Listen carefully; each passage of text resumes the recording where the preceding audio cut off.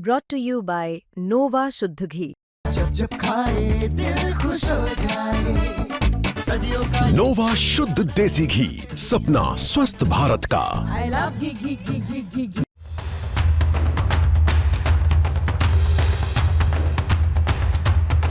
भारत और रूस दोनों देशों का फोकस कनेक्टिविटी और कारोबार बढ़ाने पर है और पुतिन के भारत दौरे से पहले ये एजेंडा और भी साफ दिखाई दे रहा। इस बार चर्चा के केंद्र में हैं दो बड़े प्रोजेक्ट, चेन्नई व्लादिवोस्तोक समुद्री मार्ग और ईरान का चाबहार पोर्ट। ये दोनों ऐसे प्रोजेक्ट हैं जो सीधे सीधे भारत रूस की ट्रेड डायनेमिक्स बदल सकते हैं।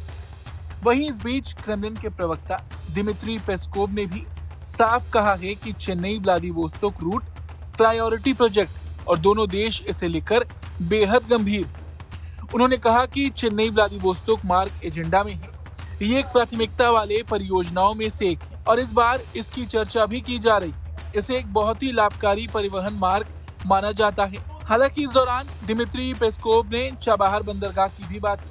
उन्होंने कहा कि इस प्रोजेक्ट का नाम उन्होंने विभिन्न दस्तावेजों में देखा है और इन मुद्दों पर चर्चा होती रहती है। दोनों पक्ष इसमें रुचि रखते हैं और आने वाले वक्त में ये परियोजनाएं सफल भी होंगी। Well, Chennai Vladivostok is highly on the agenda. It's one of the projects of priority, and it is being discussed. It is being accepted as a very profitable route of transportation, and the port that you have mentioned is also. I have seen its name on different papers. So we're discussing those routes, and both sides are interested. And I have no doubt that we'll be able to make success in implementing those projects.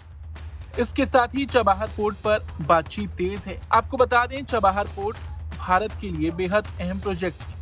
Peskov ने माना कि उन्होंने इसके जिक्र को कई दस्तावेजों में देखा है और भारत रूस के बीच ये अहम सहयोग का हिस्सा बन चुका है। चाबहार भारत के लिए स्ट्रेटेजिक गेटवे है, मध्य एशिया, रूस और यूरोप तक ट्रेड का साफ रास्ता, वो भी बिना पाकिस्तान से गुजरे।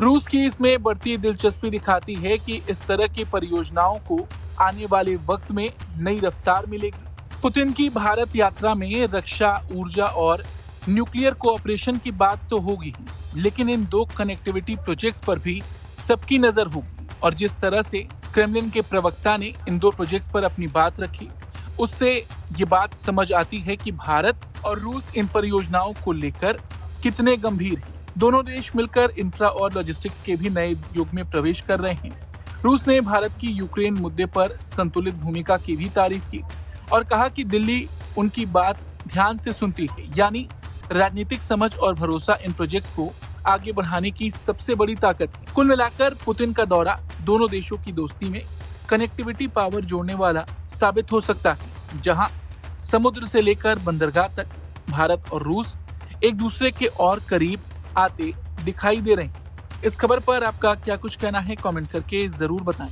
ब्यूरो रिपोर्ट, भारत तक।